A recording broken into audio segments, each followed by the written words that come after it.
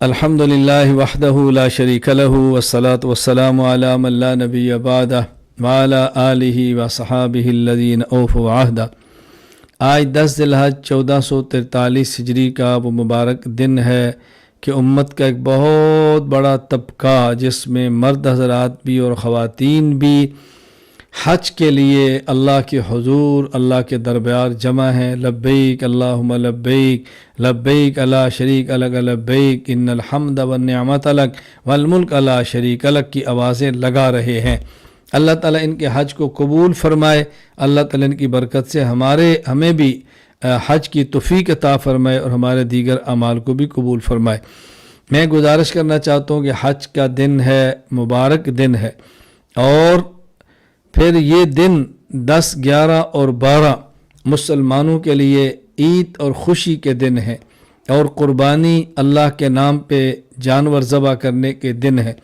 میں عالم اسلام کے تمام مسلمانوں کو مبارکباد پیش کرتا ہوں عید کے موقع پر، اور اللہ سے دعا کرتا ہوں تقبل اللہ منا ومنکم اعمال الصالحہ، اللہ تعالیٰ میرے اور آپ کے تمام کے نیک اعمال اپنے فضل و کرم سے قبول فرمائے۔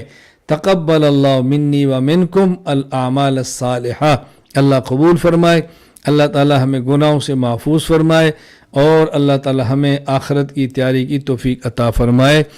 دنیا بھر کے مسلمان جو مظلوم ہیں ان کے لیے دعائیں کریں، اللہ ان کی مدد فرمائے، اور جس حد تک ممکن ہو دامے دل میں سخنے مظلوم مسلمانوں کی مدد فرمائیں اور مدد کی بھرپور کوشش فرمائیں۔